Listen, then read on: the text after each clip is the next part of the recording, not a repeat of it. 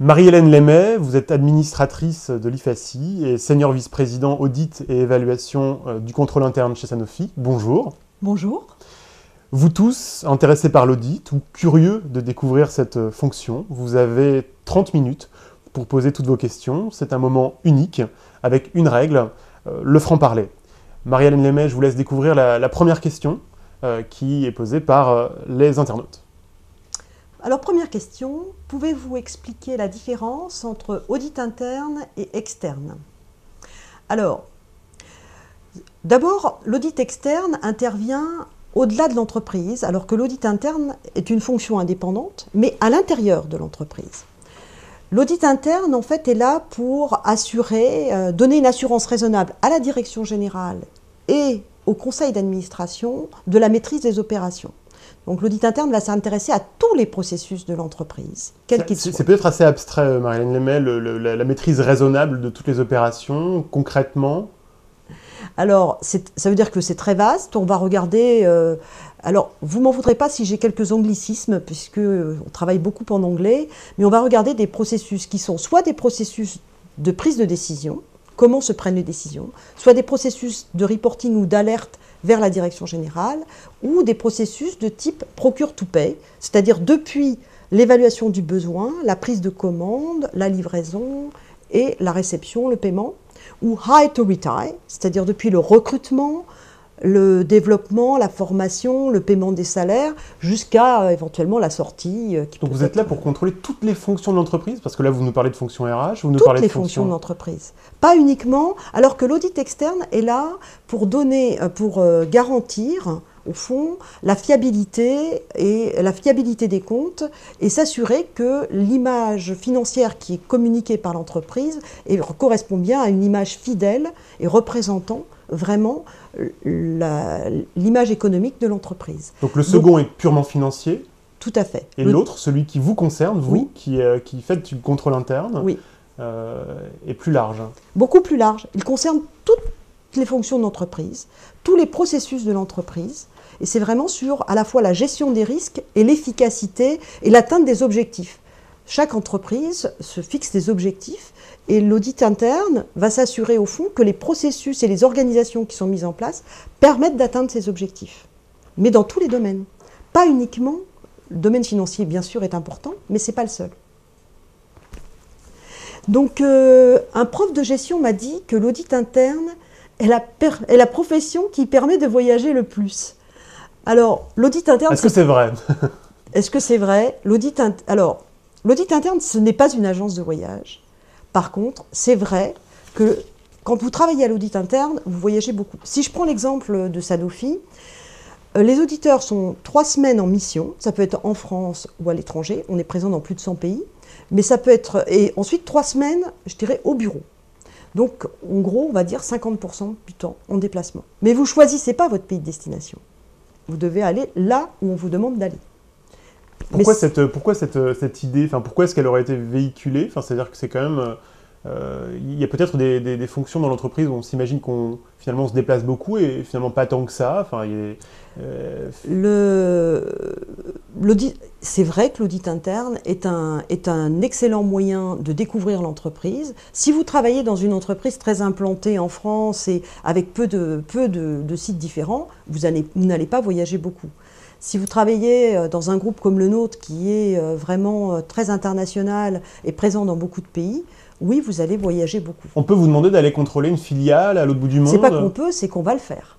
C'est-à-dire que chez moi, les auditeurs vont aller 3 semaines au Brésil, puis 3 semaines en Chine, puis 3 semaines au Japon, puis 3 semaines aux États-Unis, puis 3 semaines à Lyon ou à, je sais pas, ou à Paris, parce qu'on a aussi des sites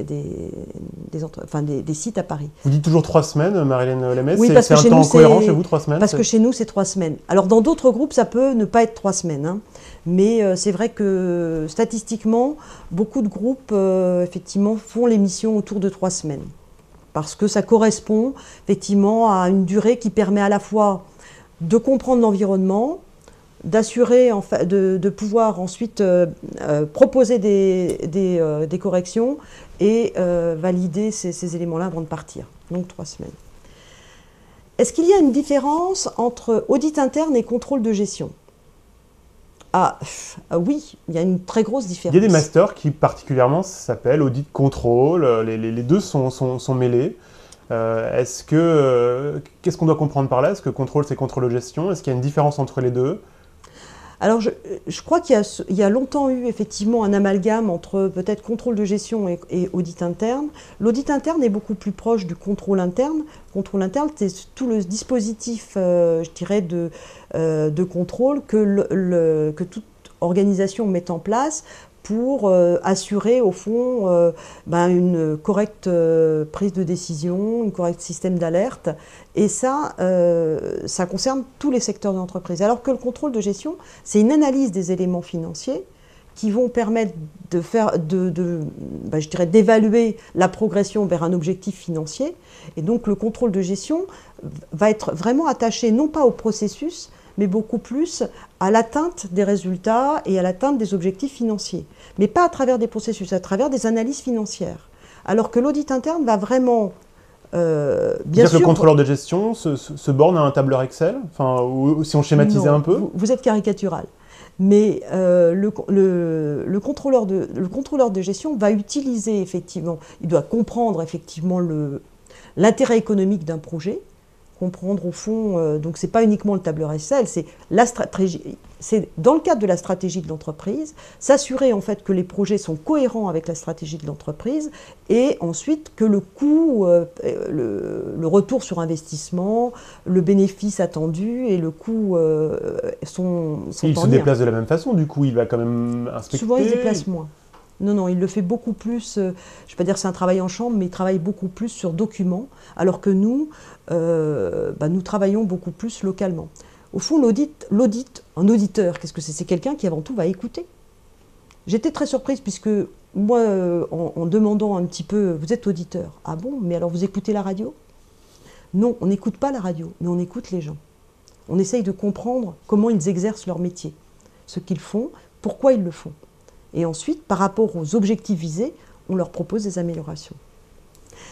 Alors, une autre question, on commence par l'audit interne, ça mène à quel métier ensuite? Alors, est-ce qu'on commence par l'audit interne? On peut.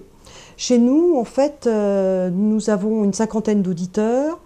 Il reste 3 ou 4 ans chez nous et ensuite évoluent vers des métiers très différents. Pour nous, au sein de Sanofi, on joue vraiment un rôle de pépinière de jeunes talents. Et l'audit interne est une voie d'entrée qui permet justement d'évoluer vers des postes à responsabilité très rapidement. Mais ça peut être dans la finance, ça peut être dans le marketing, dans les ventes, dans les achats. Jusqu'au marketing? Oui, tout à fait. Vraiment de l'évolution, on peut passer du contrôle interne au marketing? De l'audit interne au marketing. Pourquoi? Parce que l'audit interne vous permet d'appréhender toutes les organisations de l'entreprise, donc de pouvoir connaître les fonctionnements et les processus de décision de toute l'entreprise. Donc après, vous pouvez évoluer en fonction de votre formation d'origine et en fonction de votre appétence vers des métiers très différents. Parce que c'est peut-être propre à Sanofi pour le coup, mais les compétences de quelqu'un qui veut faire du marketing sont quand même assez distinctes de quelqu'un qui fait du contrôle interne. Vous avez différents métiers dans le marketing et certains métiers sont quand même très liés à la stratégie de l'entreprise. Quand vous faites de l'audit interne, vous devez comprendre la stratégie de l'entreprise pour vous assurer au fond que l'organisation qui est mise en place et les processus de décision qui existent sont bien calés et cohérents par rapport à la stratégie de l'entreprise. Quand vous faites du marketing, vous partez aussi de la stratégie de l'entreprise et vous essayez ensuite de bâtir des projets autour de cette stratégie pour développer le positionnement de votre entreprise, le positionnement des produits. Est-ce qu'on peut y venir également au contrôle interne, si on ne commence pas par le contrôle interne? Bien sûr. On peut arriver au contrôle interne. Dans notre recrutement, nous avons, on va dire, un tiers, 20% de débutants, 20-25%, un tiers qui viennent en deuxième expérience et ensuite le reste en troisième expérience. Et parmi ces débutants, qu'est-ce qui les motive en fait? L'audit interne est peu connu par les étudiants, moins connu que d'autres fonctions de l'entreprise sans doute, dont le marketing dont on a parlé avant. Qu'est-ce que vous sentez comme ressort, comme levier de motivation chez ces candidats? Alors là, je vais parler plus pour Sanofi. C'est vrai que chez nous, il est clair et c'est clairement affiché qu'on, dans notre processus de recrutement, on recrute pour l'audit interne, mais c'est vraiment une porte d'entrée pour évoluer dans le groupe ensuite. Donc ça, c'est un point important. La deuxième chose, c'est que c'est une formidable école de formation. On travaille énormément sur la formation en termes de méthodologie de travail, en termes de travail de projet, de travail en équipe et, de communication. Ce qui veut dire qu'on a plusieurs compétences qui sont développées au cours des 3-4 années que les auditeurs passent chez nous. Et ça, c'est un élément important en termes de, je dirais, d'assurance et de maturité. Alors, j'entends dire qu'il faut passer par l'audit externe avant de passer à l'interne. Je crois que c'est quelque chose qui est en train d'évoluer. Ce positionnement était tout à fait cohérent avec le positionnement de l'audit interne comme assurant vraiment avant tout la maîtrise des processus financiers. C'est beaucoup moins vrai aujourd'hui. C'est très curieux parce que vous nous l'avez dit à l'instant, ce sont quand même deux fonctions assez distinctes, même très distinctes. Mais pendant longtemps, on a considéré que l'audit interne était là pour appuyer l'audit externe dans finalement la certification qu'il donnait des comptes, parce que l'audit externe faisait un certain nombre d'analyses et de revues financières, et l'audit interne garantissait un petit peu la fiabilité des processus financiers. Mais l'audit interne va bien au-delà de ça aujourd'hui, et ne s'intéresse pas uniquement aux processus financiers. Alors bien évidemment, l'enjeu financier est toujours important, et une partie de nos auditeurs, en tout cas chez nous, sont passés par l'audit externe auparavant, mais pas tous. Vraiment, aujourd'hui, on a moins de 50% de nos auditeurs qui ont une expérience en audit externe. D'accord. Peut-être pour jouer dans la confusion, il y a des cabinets d'audit externe qui ont des activités d'audit interne. Tout à fait. Qui ont externalisé la fonction d'audit interne. La fonction d'audit interne peut soit être gérée par une équipe interne, et comme toute fonction de l'entreprise, on peut l'externaliser. Vous avouez que c'est très confondant quand même, pour le coup, faire de l'audit interne en Non, parce que externe. c'est comme une fonction, c'est comme, on va dire, une fonction de prestation et de consultant.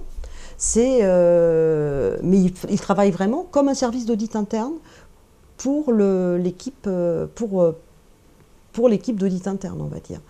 Pour ce qui me concerne, par exemple, je fais appel à des cabinets spécialisés pour nous aider sur certains, parce qu'ils ont une expertise dans l'audit informatique.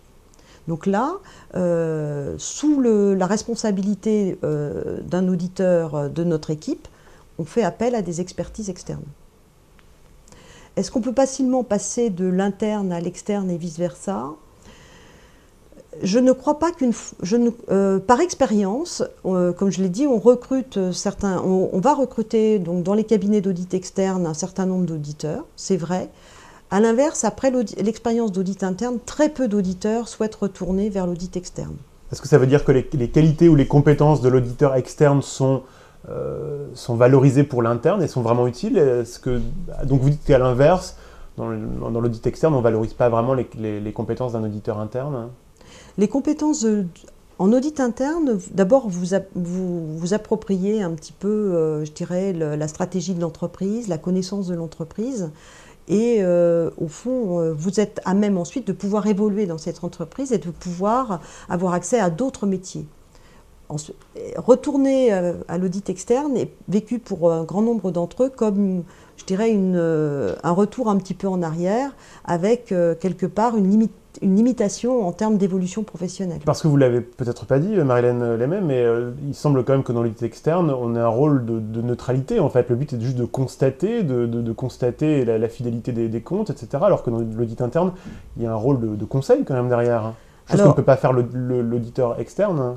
C'est tout à fait vrai. Et puis dans le rôle de l'audit externe est vraiment, comme je l'ai dit au départ, limité à la partie, on va dire, financière et comptable, alors que le rôle de l'audit interne est beaucoup plus large. Vous travaillez sur les fonctions achats, sur les fonctions supply chain, sur les fonctions commerciales. Et là, vous conseillez sur les processus pour les rendre plus efficaces. Tout à fait.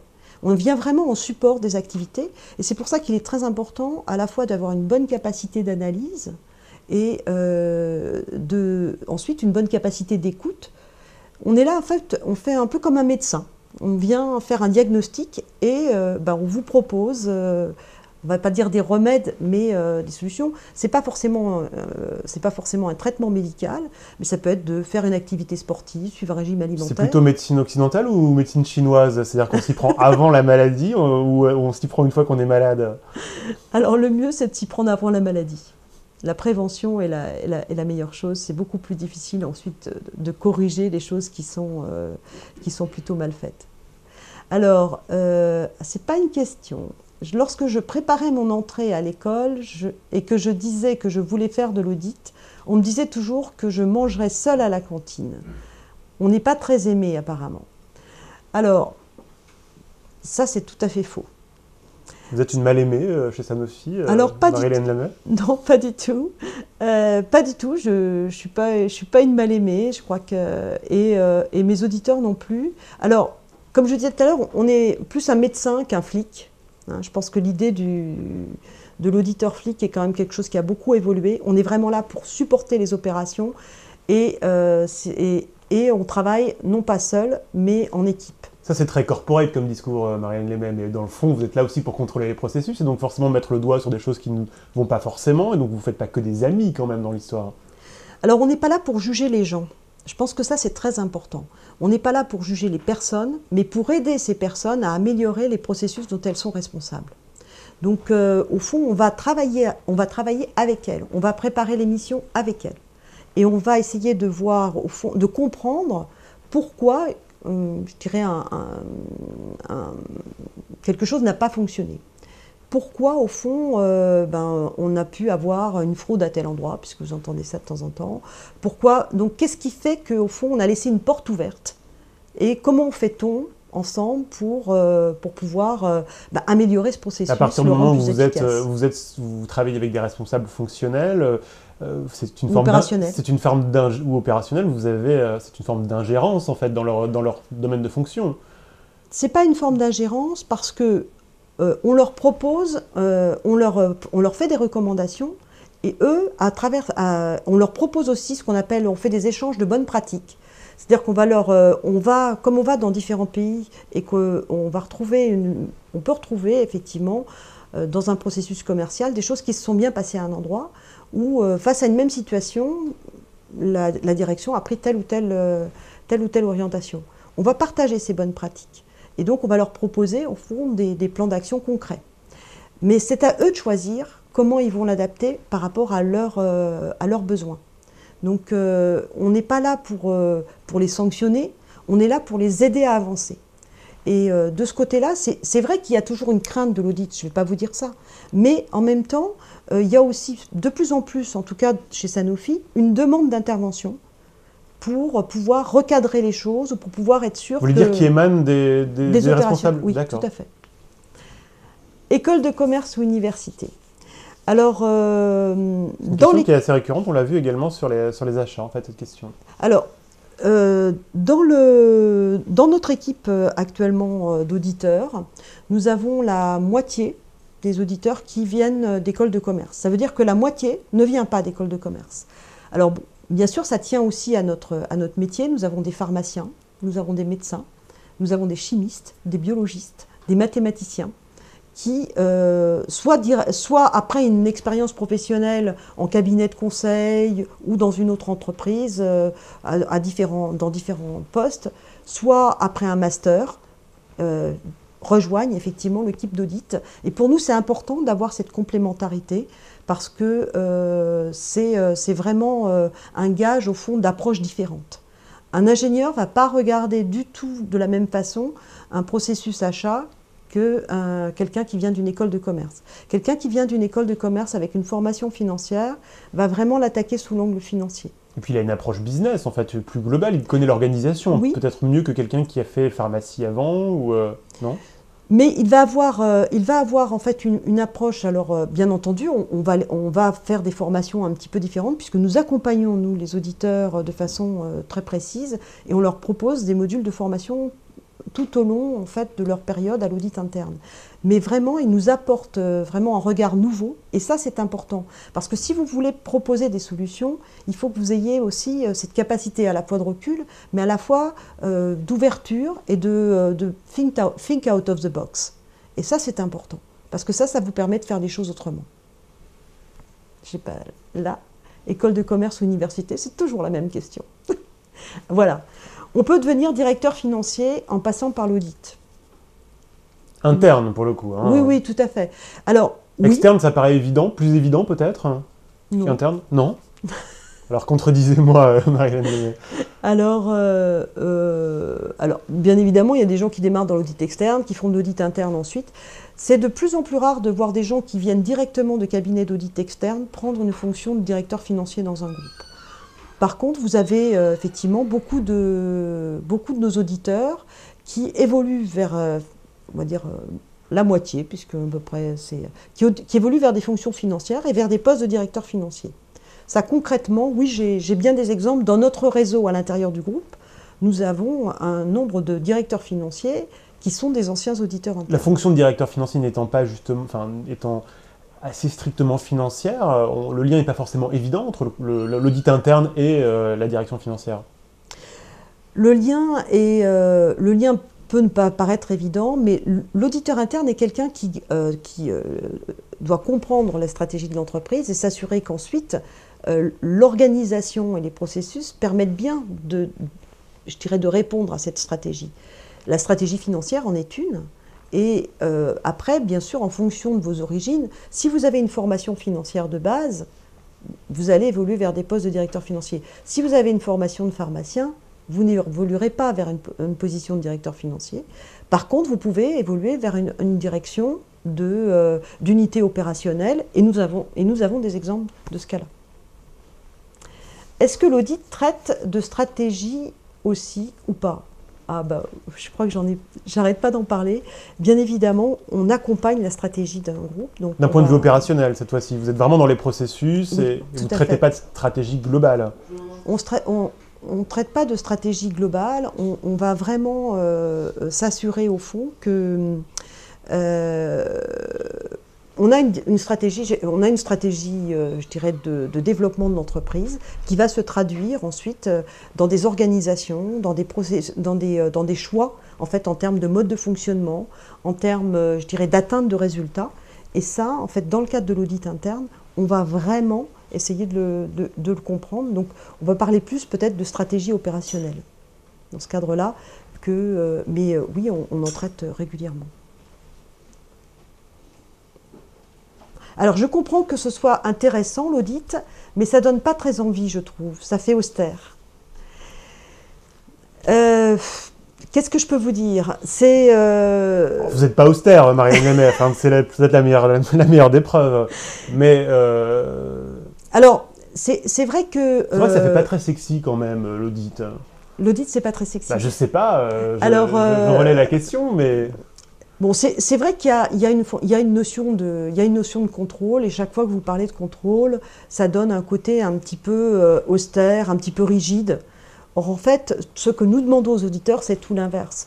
C'est justement d'éviter d'avoir des positions rigides, mais d'être ouverts, d'écouter les autres, de comprendre leurs préoccupations pour apporter la meilleure solution. Entre nous, le marketing, ça paraît quand même plus sympa. Enfin, je veux dire, on approche les produits, on joue sur les couleurs, sur la pub, sur le consommateur. L'audit interne semble avoir une fonction plus rigoureuse, plus... Alors, vous ne pourrez pas enlever le côté rigueur de l'audit interne, ça c'est indéniable. Mais à côté de ça, vous avez en fait une fonction de communication et d'échange qui est très importante. Une des premières qualités d'un auditeur, c'est sa capacité à communiquer. Communiquer, c'est d'abord savoir écouter et ensuite savoir convaincre. Et ça, c'est vraiment important. Parce que si vous n'arrivez pas à faire ça, vous n'arrivez pas à entraîner les audités pour améliorer Est-ce que vous iriez jusqu'à dire que justement ce cliché, puisque c'est ce que vous relayez de l'auditeur interne qui va être un peu rigoureux et peut-être un peu trop strict, au final, on a même plutôt intérêt à avoir des personnalités qui sont même très communicatives, qui ne s'imaginent même pas d'ailleurs dans l'audit interne tellement la fonction leur paraît rigoureuse, mais au final, des personnalités aussi surprenantes, a priori, peuvent justement avoir une vraie place dans l'audit interne? Tout à fait. Et c'est pour ça, je reviens, bien sûr, il vous faut une certaine rigueur, donc il faut avoir des gens qui sont organisés, des gens qui vont pouvoir vraiment décortiquer un certain nombre de processus, mais il est aussi très important d'avoir des gens un peu originaux, hein, d'avoir des gens qui savent être un peu impertinents, mais toujours respectueux, pour pouvoir justement essayer d'aller plus loin. Sinon, vous restez dans le traditionnel et dans le convenu, mais vous ne pouvez pas proposer des choses pour avancer un petit peu plus vite. Alors, vous pouvez nous dire comment se passe un audit? Alors, je vais essayer d'être assez... Pour l'instant, on est resté, c'est vrai, au niveau du processus, de la maîtrise raisonnable. Peut-être que ces concepts sont ils sont sans doute abstraits. Est-ce qu'on peut rentrer dans une mission d'audit? Alors, une mission d'audit, comment ça se passe? On a un chef de mission et puis 2-3 auditeurs qui vont sur le terrain. Avant de partir, ils vont contacter donc le directeur général, les responsables en fait des processus. Si c'est par exemple une activité commerciale, le responsable des ventes, le directeur commercial, le directeur médical chez nous, pour comprendre un petit peu comment il est organisé, si il a des demandes particulières, des sujets qu'il souhaite que nous regardions particulièrement. Et donc de là, on va améliorer ou redéfinir le programme de travail. Ensuite, chaque auditeur a un rôle précis. Donc il va regarder plus particulièrement comment on octroie et on suit les conditions commerciales, comment on travaille avec les médecins, ou comment on travaille avec les hôpitaux. Donc chaque auditeur se voit assigner en fait une partie d'un processus particulier et une mission particulière. Il va devoir effectivement comprendre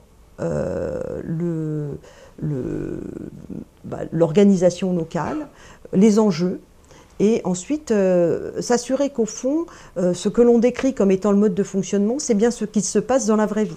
Et souvent, il y a un décalage entre ce que les gens pensent avoir mis en place et ce qui est effectivement réalisé au quotidien. Donc il est porteur d'un regard extérieur qui est aussi le regard de l'organisation à un niveau global. Voilà. Et souvent, quand vous êtes embarqué dans la gestion au quotidien, vous n'avez pas le temps de prendre ce recul et de vous assurer qu'au fond, entre ce que vous attendez en fait, et ce que vous pensez avoir mis en place et ce qui se passe réellement, il y a parfois un décalage. Donc ça, c'est important. Et à chaque fois, à chaque fin de semaine, ils rendent compte de ce qu'ils ont trouvé et ils définissent ensemble comment on fait pour améliorer. Ça prend 3 semaines à peu près? Oui. Chez Sanofi? Oui. Chez Sanofi, ça prend 3 semaines. Ouais, tenez, voilà, c'est l'occasion. Vous avez un exemple de mission d'audit qui montre ce que vous avez fait et en quoi vous avez été utile. Est-ce qu'on peut aller, je resitue la question, est-ce qu'on peut aller à un niveau encore plus concret? Est-ce qu'on peut rentrer sans dévoiler les secrets internes chez Sanofi, mais est-ce qu'on peut aller sur une mission très concrète et vous nous expliquiez quelle était peut-être la situation de départ, ce que vous avez constaté et au final, ce que vous avez pu apporter? Qu'est-ce que je peux prendre comme exemple concret? Chez Sanofi, comme dans beaucoup de groupes, nous avons en fait un choix qui est, pour un certain nombre de fonctions support, de mettre en place des plateformes de shared service, qu'on appelle, donc des plateformes communes. Ce qui veut dire au fond que pour un certain nombre d'entités ou d'unités opérationnelles, on va regrouper des processus, que ce soit des processus d'achat, des processus de paye. Et donc nous avons en fait accompagné en fait, ces projets de modification d'organisation et nous avons proposé, par rapport aux solutions qui étaient en place, de pouvoir améliorer en fait, les relations entre les unités opérationnelles qui se voyaient dépossédées, on va dire, d'une partie de leur process, et ces plateformes de shared service en définissant ce qu'on appelle des service level agreements, donc des modes de fonctionnement, en définissant bien les responsabilités des uns et des autres, et en définissant des indicateurs de performance qui vous permettent effectivement de garantir au fond, le traitement des bulletins de salaire se font dans les délais, que les traitements des factures fournisseurs, quand il s'agit des achats, se font dans les délais. Donc Parce que cette plateforme n'était pas optimale ou n'était n'est pas optimale. Et c'est souvent ce qui se passe quand vous changez en fait de mode d'organisation. Vous avez un petit temps d'adaptation, donc ça nous permet vraiment d'avancer plus vite. Et en termes de résultats, le résultat était patent. Vraiment, vous avez réussi à comment se mesure le résultat et le succès d'une mission d'audit comme celle-là? Alors, le succès, c'est vrai que c'est plus difficile de parler en termes quantitatifs, c'est plus en termes soit d'amélioration, là c'est d'amélioration de la performance et d'adhésion, ou d'échange entre les unités opérationnelles et ces plateformes de shared service. Le fait que aussi vous ayez une garantie en termes de continuité des opérations. C'est-à-dire que vous pouvez assurer le fait que les bulletins de salaire seront émis dans les délais, que les factures fournisseurs seront payées correctement. Donc c'est ces éléments-là qui nous permettent de juger en fait dans ce cas-là. Après, chaque mission est différente et chaque mission a sa propre valeur ajoutée. Marianne Lemay, on arrive à la fin de cette rencontre, de cette demi-heure. Vous avez répondu franchement aux questions des internautes. Merci pour ces réponses qui nous ont permis, j'espère, de mieux comprendre la fonction d'auditeur et d'auditeur interne en particulier. Donc merci pour votre présence. Merci beaucoup. Et puis peut-être à bientôt avec les auditeurs internes chez Sanofi ou au sein de l'IFACI.